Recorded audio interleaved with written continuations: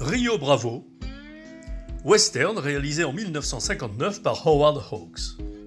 Scénario de Jules Furtman et Lee Brackett, d'après une nouvelle de Barbara Hawks McCampbell. John Grant est le shérif de Rio Bravo, petite ville frontière sous l'emprise de Nathan Burdett, un gros éleveur de bétail. Son frère Joe est une brute qui, se sentant protégée par la puissance de son frère, joue les durs.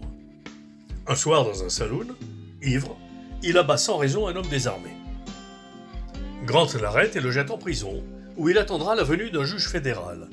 Mais Nathan est fermement résolu à libérer son frère par tous les moyens, avant qu'on le transfère à la prison de Presidio.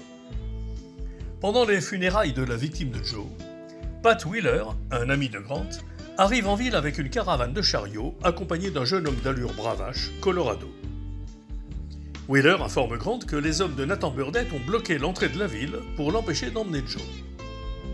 Avec pour seuls auxiliaires Dud, son adjoint devenu alcoolique après une déception amoureuse, et le gardien de la prison Stumpy, un vieillard grincheux et infirme, Grant va avoir fort à faire pour empêcher les mercenaires recrutés par Burdett d'attaquer la prison.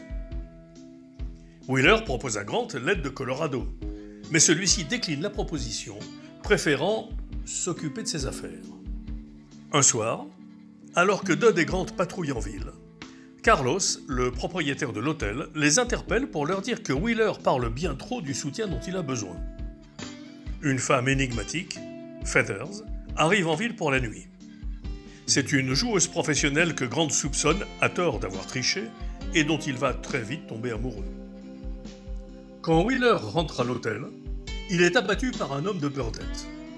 Colorado propose alors son aide, mais cette fois c'est Grant qui refuse, estimant qu'il aurait dû protéger son patron et accepter sa première proposition.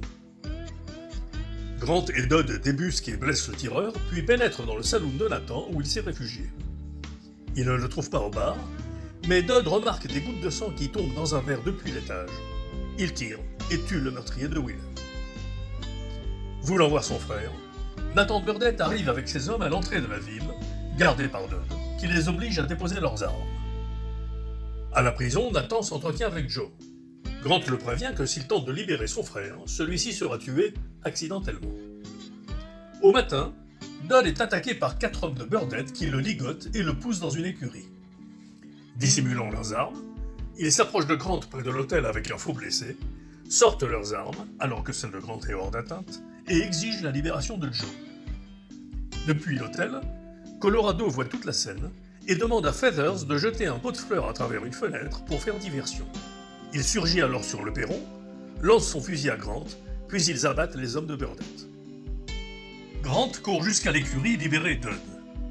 Celui-ci, honteux de s'être laissé surprendre, démissionne de son poste d'adjoint, puis revient sur sa décision et cesse de boire en entendant le Deguelio, un thème musical mexicain de la bataille de Fort Alamo, joué toute la nuit à la demande de Nathan et signifiant qu'il ne sera pas fait de quartier au moment de l'attaque.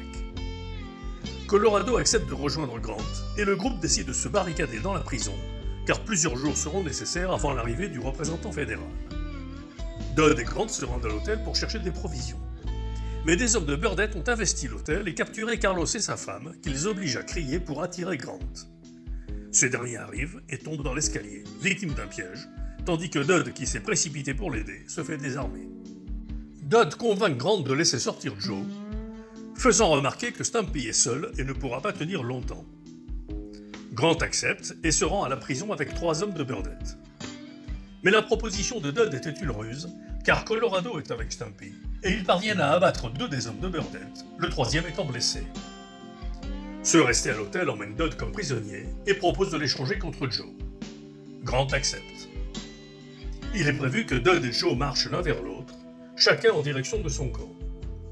Mais au moment où ils vont se croiser, Dud se précipite sur Joe et l'entraîne avec lui à l'abri d'un bâtiment. Une fusillade éclate et Dud finit par tuer Joe. Stumpy, qui a suivi le groupe alors qu'il devait rester en ville, apporte des bâtons de dynamite qu'il lance sur le bâtiment où Burdett et ses hommes se sont réfugiés, tandis que Grant et Dud les font exploser. Burdett et ses hommes sont contraints de sortir et de se rendre.